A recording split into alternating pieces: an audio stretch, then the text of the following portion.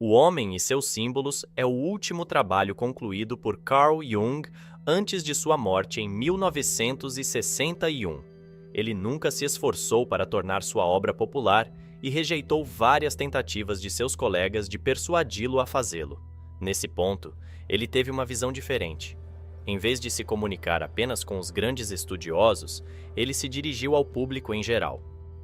Jung foi fundamentalmente aconselhado por seu próprio inconsciente a reavaliar um julgamento inadequado que havia feito com a parte consciente de sua mente. O principal propósito de O Homem e seus Símbolos é oferecer uma introdução ao trabalho e às ideias de Jung.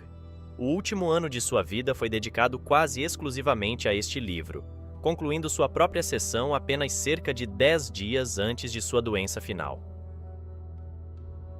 O Homem e seus Símbolos é uma exploração da relação do indivíduo com seu próprio inconsciente, destacando a importância dos sonhos na vida pessoal. Publicado pela primeira vez em 1964, o livro é dividido em 5 partes, sendo que 4 delas foram escritas pelos colaboradores mais próximos de Jung no campo da psicologia analítica. Na parte 1, aproximando-se do inconsciente, Jung apresenta ao leitor várias ideias-chave, símbolos, sonhos e arquétipos, que todos emergem do inconsciente. Os símbolos são a linguagem do inconsciente e os sonhos são os meios de comunicação. Símbolos são objetos do mundo conhecido que sugerem algo desconhecido. São expressões do conhecido e do sentido do inexprimível. Os sonhos são uma expressão íntima e integral do inconsciente. Eles são tão reais quanto qualquer outro fenômeno que afeta o indivíduo. Dada a vasta quantidade de dados complexos encontrados na vida cotidiana, a compreensão humana precisa desenvolver um método para simplificar os conceitos. As limitações da consciência obrigam certos conceitos do nosso cotidiano a se tornarem subliminares e a se desenvolverem como parte da psique inconsciente. Sem percebermos, esses conceitos influenciam a forma como reagimos às pessoas e os acontecimentos.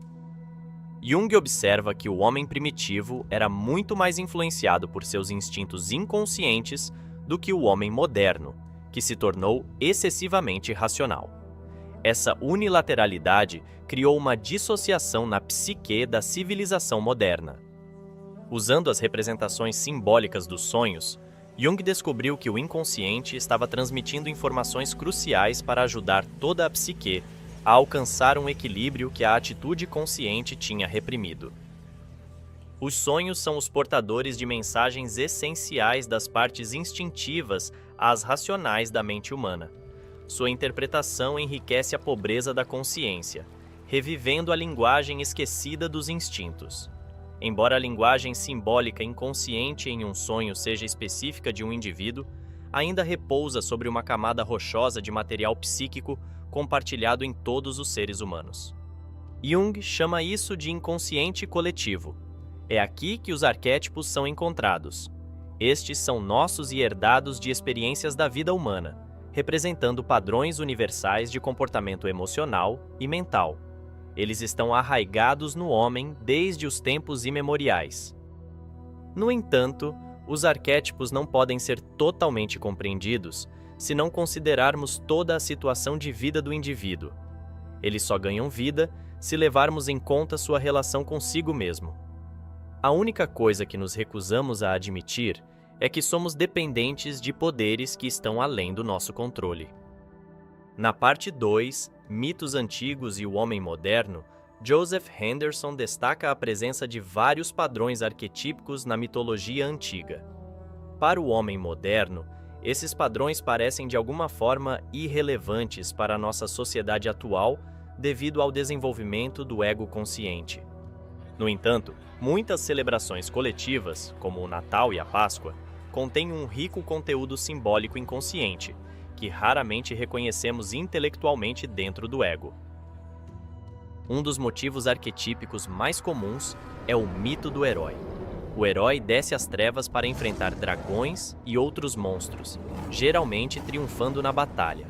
A função essencial do mito do herói é o desenvolvimento da consciência do ego do indivíduo, sua percepção de seus próprios pontos fortes e fraquezas, de uma maneira que o prepare para os desafios que a vida lhe apresenta. A maioria das pessoas desconhece a própria sombra, o lado obscuro de sua personalidade.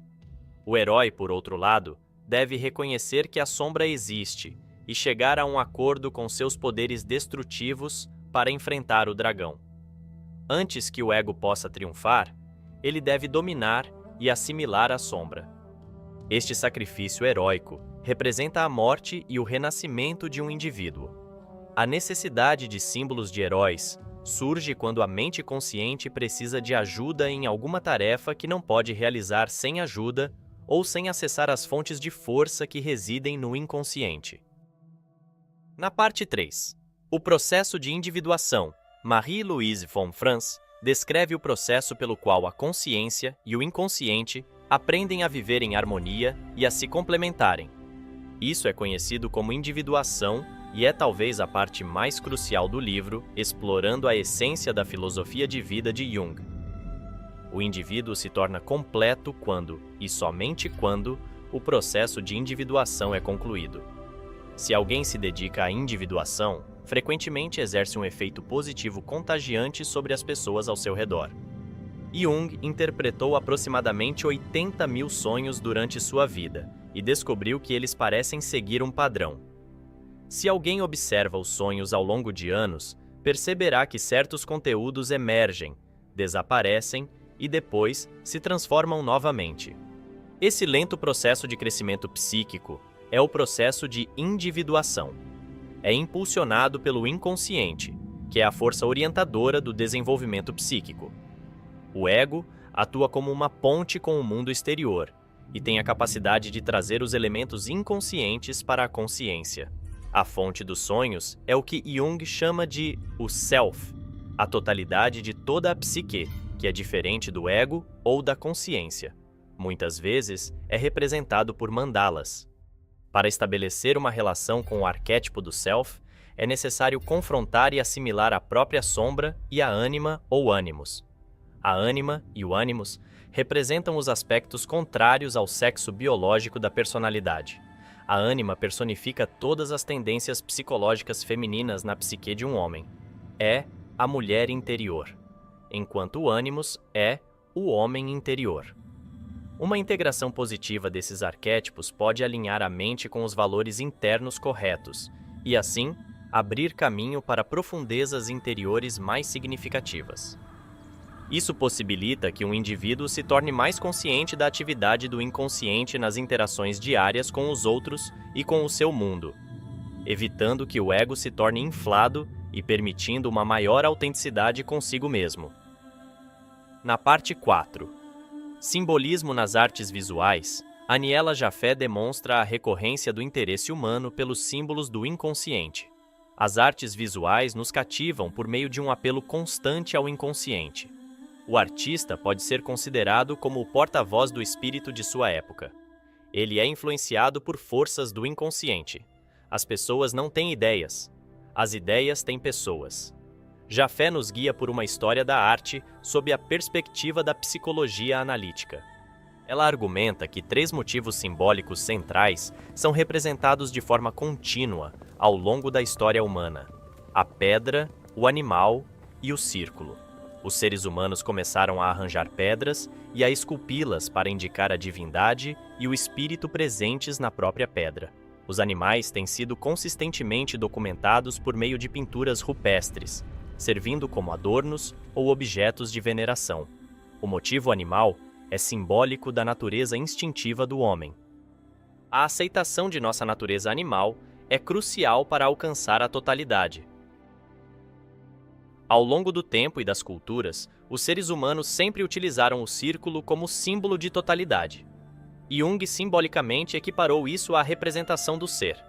Ao examinar a arte moderna, Jaffe argumenta que ela reflete a natureza dissociada do ser humano na era atual, resultante de um afastamento da realidade. No capítulo final, Símbolos em uma análise individual, Jolande Jacob apresenta um caso de análise individual bem-sucedido. No entanto, é importante ressaltar que não há uma análise junguiana típica, pois cada análise é única devido à natureza privada e individual da comunicação em sonhos. O estudo de caso é sobre Henry, um engenheiro introvertido de 25 anos.